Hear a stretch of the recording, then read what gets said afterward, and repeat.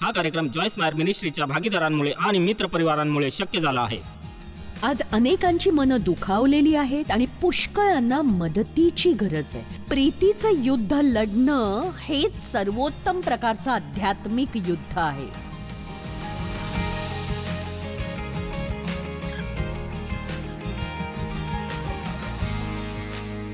देव आपला विश्वासूपणा पारखतो।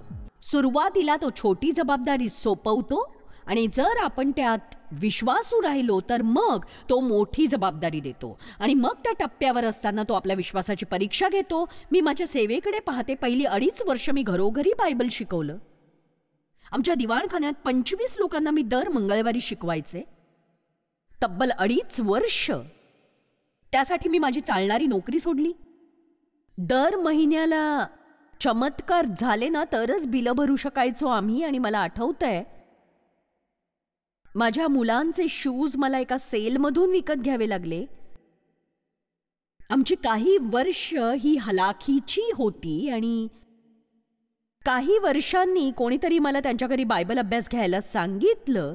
अशी 2.5 वर्ष मी 2 ठिकाणी बायबलचा अभ्यास घेत होते आणि माझ्या सेवा कार्याची पहिली 5 वर्ष घरात घेतलेल्या बायबल अभ्यासात गेली आणि मी 6-7 तास अभ्यास करायचे प्रत्येक संदेश बनवण्यासाठी, कारण मला काहीच ठाऊक नव्हतं।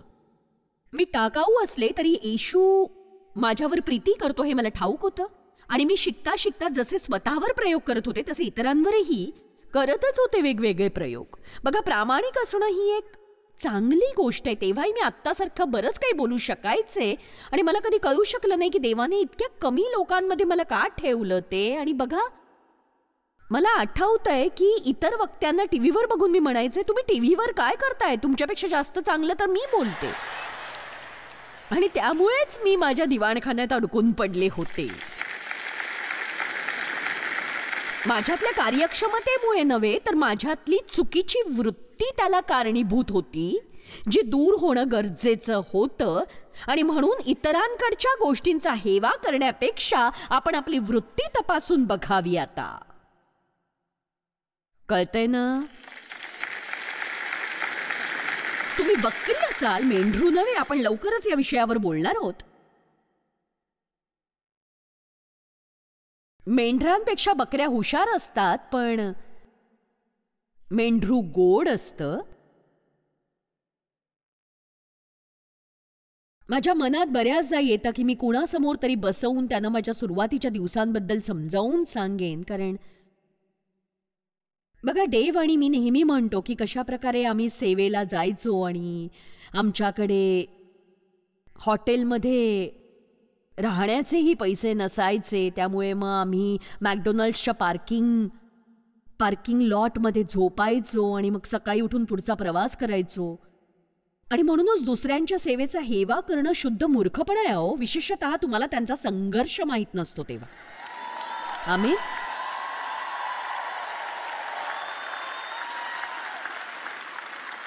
मग बराच काळ लोटल्यावर त्या दासांचा धनी आला व त्यांच्यापासून हिशोब घेऊ लागला।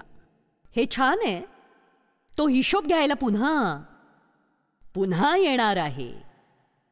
ज्याला 5,000 मिळाले होते त्याने आणखी 5,000 आणले आणि म्हटले की तुम्ही मला 5,000 सोपावले होते, मी आणखी 5 मिळवले। आणि मी मत्तय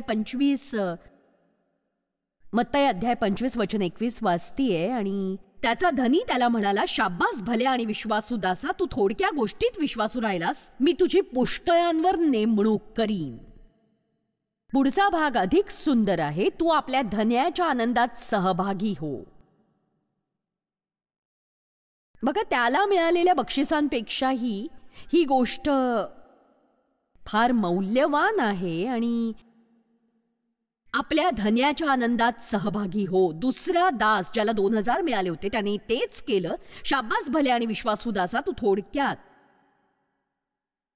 थोडक्यात विश्वासू राहिलास, मी तुला अधिक देईन, तू आपल्या धन्याच्या आनंदात सहभागी हो।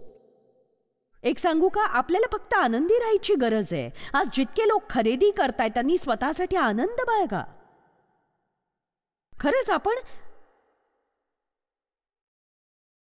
तेव्हाच आनंदी राहू शकतो जेव्हा आपण देवाने दिलेली जबाबदारी पूर्ण शक्तीने पार पाडू आणि तेही लोक काय म्हणतील याची तमा न बाळगता. आमेन. अविवाहित मुलींना लग्न करावं असं वाटतं आणि विवाहित स्त्रियांना असं वाटतं की एकटंच बरं, कशाला ते लग्न. बघा, विवाहित असण्याचे फायदे आहेत आणि अविवाहित असण्याचेही आहेत. जसं तुम्ही अविवाहित असाल आणि तुम्हाला मनसोक्त खरेदी करायची आहे तर घरी फोन करून तुम्हाला कोणाची परवानगी नाही घ्यावी लागत. कधी तुम्हाला हवं ते तुम्ही करू शकता, म्हणून तुम्हाला वाटतं तेवढं वाईट नाहीये ते. चला आता मग पुष्कळ दिवसांनी तो धनी परतला. 10 कुमारींच्या बाबतीत हेच झालं होतं. पुष्कळ दिवसांनी तो धनी परतला आणि आपलं काम आहे जे योग्य आहे तेच करत राहणं, जे योग्य आहे तेच करत राहणं, योग्य आहे ते करत राहणं धनी येईपर्यंत. ज्याने त्याची रुपयांची थैली पुरून ठेवली होती तो लगेचच घाबरला आणि त्याने जाऊन ती लपवली. पण जेव्हा धनी परतला, मग ते अध्याय 25 वचन 26 मध्ये म्हटलंय, धनी म्हणाला, अरे दुष्ट व आळशी दासा. दुष्ट, तो त्याला दुष्ट म्हणाला कारण त्याने त्या पैशाचं काहीच केलं नाही. एक सांगू का, मला कोणाला वेडपिसं करायचं नाहीये, पण मी आता जाणार आहे आणि मी 6 महिने येणारच नाहीये. आणि जर तुम्ही महिन्यातून एकदा दोनदाच चर्चला जाऊन फक्त बसत असाल आणि देवाने तुम्हाला दिलेल्या कृपादानांचा उपयोग करत नसाल, दुसऱ्यांचं जीवन सुखकर करण्यासाठी काहीच करत नसाल, दुसऱ्यांसाठी तुमच्याकडे वेळ नसेल, तुम्ही प्रोत्साहन देऊन मदत करत नसाल आणि एखाद्याला गरज असताना तुम्ही मदत करत नसाल, जर तुम्ही कुणासाठीच काहीच करत नसाल, तर मग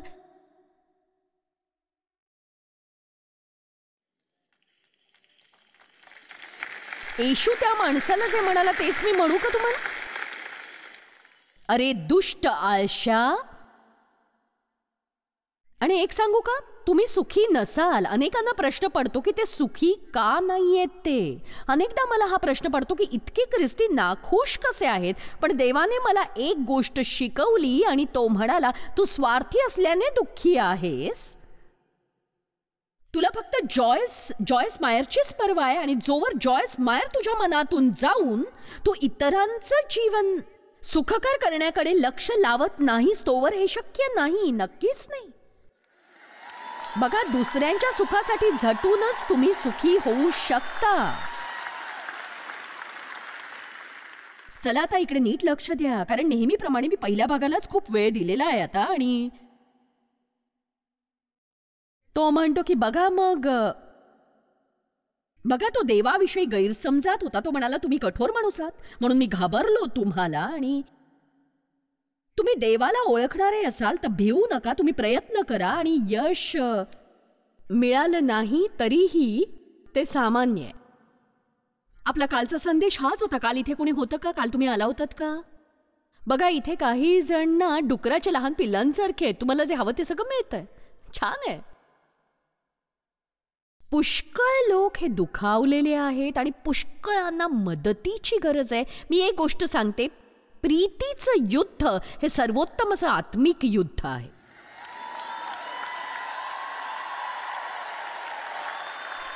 दोन महत्वाच्या गोष्टी बायबल शिकवतं त्या आहेत विश्वास आणि प्रीती. विश्वासात बलवान व्हा आणि प्रीतीत चाला. स्तोत्रसंहिता 37 मध्ये वाईट लोकांविषयी सांगण्यात आलेलं आहे आणि तुम्हाला जगातल्या वाईट लोकांविषयी जळफळण्याची गरज नाही. आणि वचन 3 म्हणतं, प्रभूवर भाव ठेव व चांगलं कर.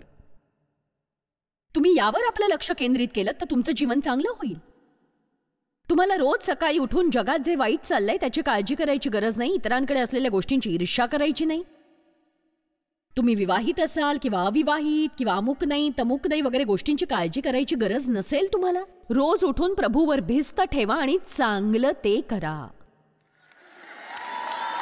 चला आता हा 101% ख्रिस्तीपणाच असतो आहो. जॉयस, माझ्या जीवनात काय बिघडले? काहीही घडलं तरी मी नेहमी दुःखीच असतो. झालंय तरी काय? मी समाधानी का नाहीये? स्वतःवरून तुम्ही तुमचं लक्ष हटवा आणि दुसऱ्यांसाठी काय करता येईल ते पहा. शेरडा मेंढरांनो, बघा, ज्याने पैसे पुरून ठेवले त्याच्याकडून ते काढून घेऊन त्याला दिले ज्याच्याकडे अधिक होते. तर संदेश हाच आहे की वापरा, वापरा आणि गमवा. आमेन. ठीक आहे, मेंढरं आणि शेरडं माझ्यासाठी याचा फारच खोल गर्भित असा अर्थ आहे जो फारच सुंदर आहे. फक्त तो समजून घ्या. तो समजून घेणं महत्वाचंच आहे.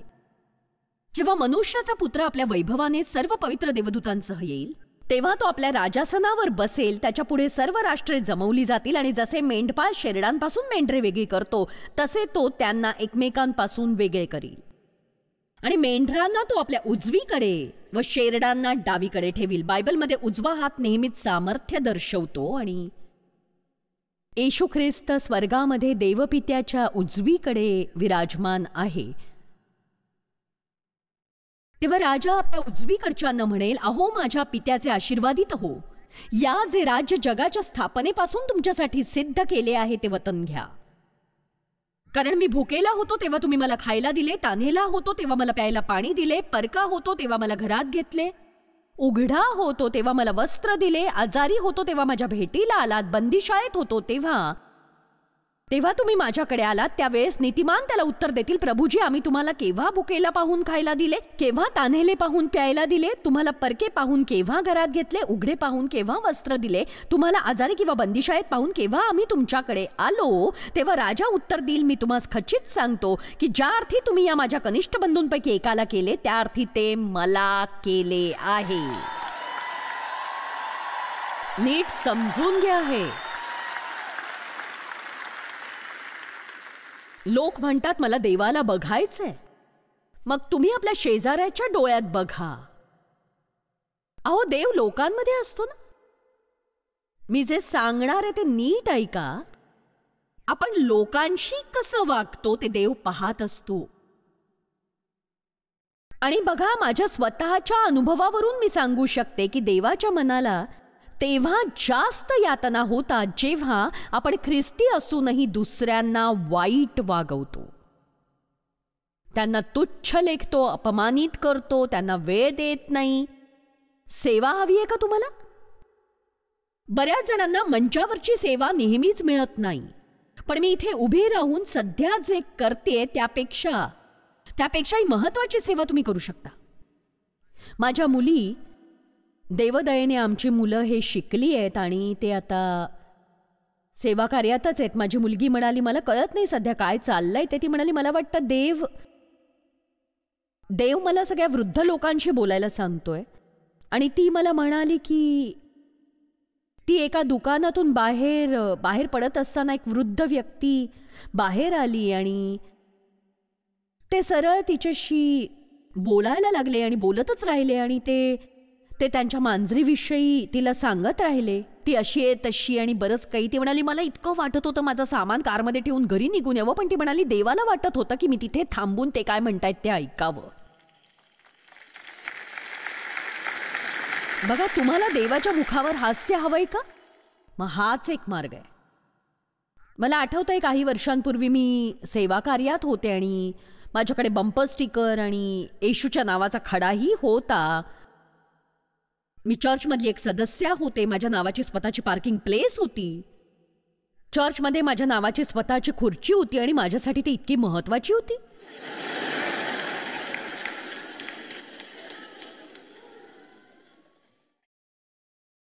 मला योग्य लोक कोणते ठाऊक होतं. एकदा मी डॉक्टरच्या ऑफिसमध्ये गेले. एक वृद्ध मनुष्य त्याच्या पायाविषयी माझ्याशी काही बोलू पाहत होता, मला सांगू पाहत होता. आणि तो तिथे का आला, बर्फात त्याचा पाय कसा गेला आणि ते तो वारंवार सांगत होता. आणि माझ्याकडे बायबल होतं आणि माझ्याकडे योजना होती. मी मनात असं म्हटलं की प्रभू तू याचं तोंड बंद करशील का, म्हणजे मी प्रार्थना करू शकेन. आणि बघा मला ना तिथे बसून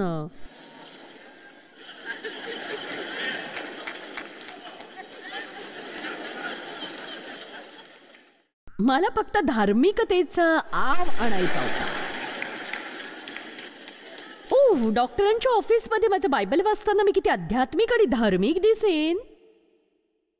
आणि बघा, प्रभूने मला पकडलं. तो म्हणाला, मी तुला एक प्रश्न विचारतो, जर ते बिली ग्रॅहम असते तर त्यांच्यासाठी तू वेळ काढला असता की नाही?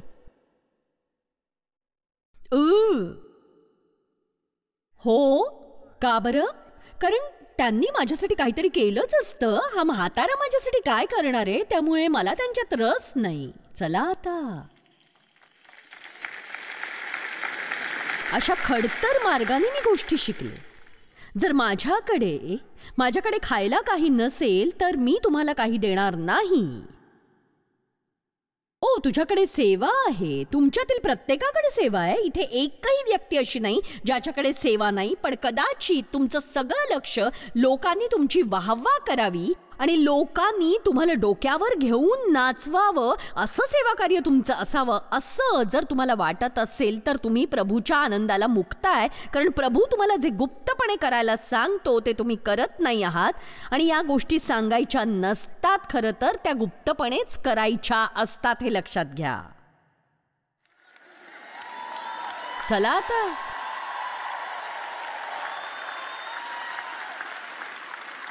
मला वाटतं आपण ज्या गोष्टी करतो त्यातील काही महत्वाच्या असतात. तर बघा, तो त्यांच्याकडे वळला आणि हे सगळं वाचण्या एवढा वेळ माझ्याकडे नाहीये, पण तो म्हणाला, ज्या अर्थी या कनिष्ठांपैकी एकालाही केले नाही त्या अर्थी ते मला केले नाही. हे मी तुम्हाला खचित सांगतो. तर मला वाटतं आपण लोकांना कसं वागवतो ते देव व्यक्तिशः घेतो. म्हणून मी सांगते, तुम्ही इथून गेल्यानंतर पुढचं जीवन देवावर विश्वास ठेवून चांगली कामं करण्यात घालवा. उद्धार मिळवण्यासाठी नाही, कारण ते कर्मांनी मिळवता येत नाही. देवाने आपल्यासाठी जे केलं त्यामुळे आपण चांगलं ते करत असतो. जर तुम्ही देवाच्या मुखावर हास्य उमटवू शकला तर इतरांच्या मुखावरही ते उमटवायला हवं. बघा, शेरडा आणि मेंढरा यांचा स्वभाव खूप भिन्न असतो. शेरडं खूप हुशार असतात, पण मेंढरं गोड असतात. आणि बघा, मी हे नेहमीच सांगत आले, मला कमी खर्चाचे कर्मचारी आवडतात. असे लोक जे टीममध्ये राहण्यासाठी हे हवं ते हवं असा प्रकार करत नाहीत. मी म्हणते की एखादा कर्मचारी खूप हुशार असेल पण कुचक्या वृत्तीचा असेल तर त्याला ठेवण्यापेक्षा मी एखादा कुशल नसेल पण चांगला असेल तर त्याला ठेवीन मी. आमेन. मला वाटतं देवालाही तसंच वाटत असावं. आणि आपण हे अशा प्रकारे मांडूया. शेरडं हट्टी असतात, जे डोक्याने ढुसक्या देऊन मार्ग काढतात. तुम्ही सुद्धा कशाला तरी नेहमी ढुसक्या देतच असाल. मी नेहमी म्हणते की शेरडं बप बप बप बप करतात आणि मेंढरं बॅ बॅ बॅ. देवापासून काही मिळवण्यासाठी नाही तर केवळ निस्वार्थी हेतूने चांगली कर्म करण्यासाठी आपण स्वतःला समर्पित केलं ना तर किती बरं होईल. त्याने आधीच आपल्याला सगळं काही दिलेलं आहे. ते देवापासून काही मिळवण्यासाठी आपण काही करू शकत नाही. त्याची इच्छा एवढीच आहे की आपण इतरांना चांगलं वागवावं. इतरांना आपण चांगली वागणूक ही द्यायलाच हवी, खास करून जे दुखावलेत त्यांना तर नक्कीच. आमेन. पित्या, मी प्रत्येकासाठी प्रार्थना करते, माझ्यासाठीही, की आम्ही प्रीतीत चालावं, अधिकाधिक प्रीतीत. आणि जग ज्या गोष्टींची काळजी घेत नाही त्या गोष्टींची आम्ही काळजी घेणं शिकावं. म्हणजे आम्हाला रस नसलेल्या गोष्टी सुद्धा मन लावून ऐकणं, ज्या चांगल्या गोष्टींसाठी आम्हाला वेळ काढायला आवडत नाही त्यासाठी वेळ काढणं. आणि पित्या, आमची इच्छा पूर्ण करण्याऐवजी आम्ही तुझं मार्गदर्शन आणि तुझं नेतृत्व घ्यायला शिकावं. पित्या, मी येशूच्या नावाने प्रार्थना करते. जर तुम्ही हे ऐकताय आणि अजून देवाला शरण आला नसाल तर आजच प्रभू येशूचा स्वीकार करा, त्याला हृदयात घेऊन म्हणा, मी इथून पुढे ख्रिस्ताच्याच मागे चालीन. आपण प्रार्थना करू आणि जे करायला हवं ते देवाने आधीच केलेलं आहे. तुम्ही फक्त त्याचा स्वीकार करायचा आहे. स्वीकाराशिवाय काहीच करायचं नाही. तुम्ही स्वतःला विचका समजता हो. पण एक सांगू, देवाशिवाय तुमच्या आतमध्ये परिवर्तन येऊच शकत नाही. देवाला तुम्ही हवे आहात म्हणून स्वतःला बदलण्याच्या भानगडीत पडू नका. तुम्ही जसे आहात तसेच देवाला हवे आहात तुम्ही. आमेन. आता नीट ऐका की तुमचे विचार भरकटू देऊ नका तुम्ही. एखाद्याचं तारण काही वेळा तुम्ही शांत बसल्याने होणार आहे. आणि जे ऐकतायत त्यांनी म्हणा, प्रभू मी तुला तारणारा म्हणून स्वीकारलेलं नाही, पण मी आता तुला शरण येत आहे, माझा स्वीकार कर. किंवा असं म्हणा, मी तुझी सेवा करत होतो पण आता तुझ्यापासून दूर गेलोय, मी पापात अडकलेलोय, मला नवं व्हायचंय, मी स्वतःचं पुनर्समर्पण करतोय. किंवा तुम्ही म्हणू शकता, जॉयस माझा नव्याने जन्म झालाय का माहीत नाही, मी चर्चला जातो, मला तारणाची खात्री नाही. मी त्या लोकांपैकी आहे जे फक्त चर्चला जातात, पण मी असं म्हणू शकत नाही की मी कोणासाठी काहीतरी करतीये. तुमची इच्छा असेल तर मी प्रार्थना करीन. तुम्ही आपला हात छान वर करा, म्हणजे मला कळेल की तुम्ही कुठे आहात. आपले हात वर करा, मला ते नीट दिसू द्या. बरेच हात मला आत्ता दिसत आहेत. आणि मी तुम्हाला सांगू इच्छिते की जिथे तुम्ही आहात तिथेच नीट उभे राहा. तुम्हाला मी पुढे बोलवणार नाही, फक्त नीट उभे राहा. आणि तुम्ही म्हणाल की कुणीच मला पाहायला नको. का नको बरं? चला आता. खूप छान. ख्रिस्तासाठी उभे राहा. आमेन. जर तुम्ही ख्रिस्तासाठी इथे उभे राहिला नाही तर बाहेरही उभे राहू शकणार नाही. तर आत्ताच उभे राहा. आणि यातच ते तुमचं थोडंसं कठीण आहे, पण तुमच्या भल्याचं आहे ते. बाल्कनीत आणि वरच्या भागात बरेच लोक उभे आहेत. आता आपण सगळे मिळून प्रार्थना करूया. स्वर्गीय पित्या, मला तू प्रिय आहेस. येशू माझ्यासाठी मरण पावला असा माझा विश्वास आहे. त्याने माझी शिक्षा स्वतःवर घेतली, माझी खंडणी भरली. आणि मी पापी आहे प्रभू. मी पापी आहे प्रभू. माझ्या पापांची क्षमा कर. मी चुकीच्या मार्गाने जगलोय, पण आता मी तुझ्याकडे वळतोय आणि मी पश्चाताप करतोय. मी तुझ्या मागे तुला अनुसरण्याचा निर्णय घेतोय येशू. आणि मी तुला माझ्या हृदयात माझा तारणारा आणि प्रभू म्हणून स्वीकारतोय. तू मला क्षमा केलीस असा माझा विश्वास आहे. तू तुझं कार्य माझ्या जीवनात करशील असा मला पूर्ण विश्वास आहे. तुझं कार्य माझ्या जीवनात घडावं याची मी प्रतीक्षा करत आहे. मी तुला शरण येत आहे आणि मी आहे तसा माझा स्वीकार कर. आणि तुला हवं तसं तू मला घडव. मी विश्वास ठेवते की आज माझा उद्धार झालेला आहे आणि मी देवाचं मूल आहे. आमेन. चला देवाला धन्यवाद द्या.